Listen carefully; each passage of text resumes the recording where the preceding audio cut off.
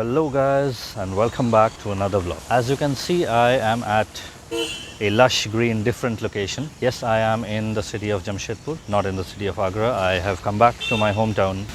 Since we are at a beautiful place in a beautiful city, I will present to you something special. The other vehicle I own apart from my 2017 Dominar 400, the vehicle I will be presenting to you is the Yamaha R15M MotoGP Monster Edition.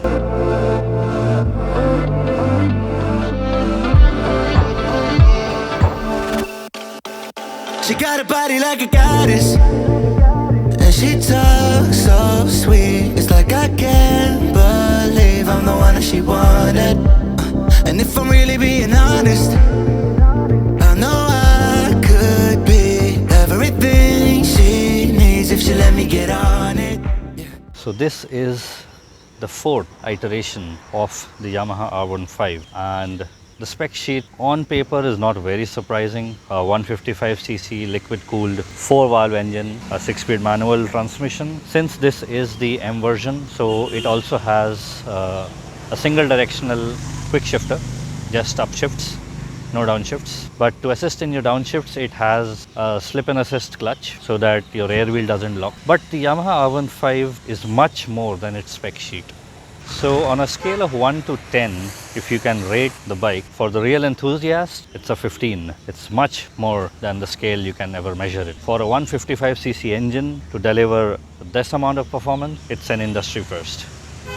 And Yamaha has continued the lineage of the R series, even in the baby R15. It had been making an incredible 125cc sport bike, the R125, abroad from India since a long time. And when the V3 was launched, it did not get the international spec in India. But in the V4 and the M, finally did it receive the KYB upside down suspension.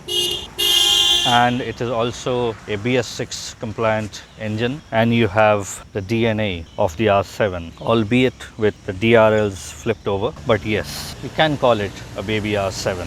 So I purchased this vehicle close to 1.5 years back. Since then, I have done a 400-kilometer long ride on it and multiple shorter rides of 40 to 50 kilometers or 100 kilometers to neighboring places like Ranchi, Mukutmanipur. So in the journey of when I went to Kolkata with the R15 with pillion and a bit of luggage, the seating comfort compared to my Dominar 400, it was better in some aspects and worse in some aspects. On the Dominar, the seating is more upright, so most of the load is on your feet and thus your knees, and most of the jerks affect your knees and your lower back. On this machine, since you are sitting on a forward based posture, most of the load is on your wrists. So as a result, when you're driving long, so even with a decent pair of gloves, you do get a lot of pressure on your wrist area of your palm. The difference I noticed is the stress on the knees was lesser than the Dominar 400, due to which it didn't get numb. But yes, over 300 kilometers, my palm got numb and I couldn't feel the accelerator very precisely. Not a very good bike in stock condition in terms of seating posture for long distances. But if you add a handlebar raising kit and make it a bit more comfortable, the engine will take you across the continent if you wanted to. It's a gem of an engine, and in this category, you can't get better than this. That was it for the overview of the R15. I have done no modifications except for a company fitted bash plate, which I installed on purchasing the bike itself. The bike is completely stock. I have seen people removing the tail section. They do a tail tidy and leave that on. But trust me, even with the tail, you sometimes do get splashes back here. So removing that will be a complete nightmare. Other than that, the quick shifter functions great above 3000 RPMs when you're hard on the throttle. But other than that, it can be clunky at times.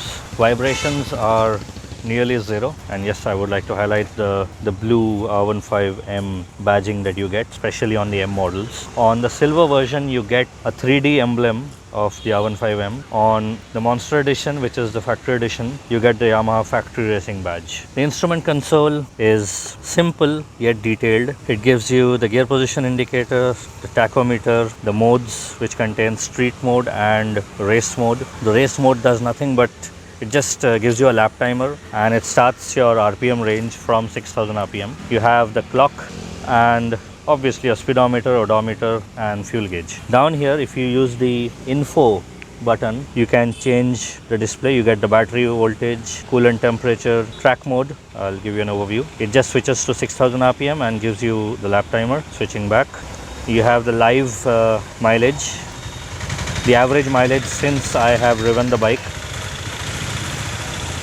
the average speed that I have maintained. So this is the overview of the bike. Do tell me how you like it. If you like the video, hit the like button. Comment down below about your views. Share the video to your loved ones and do subscribe to the channel if you like my content.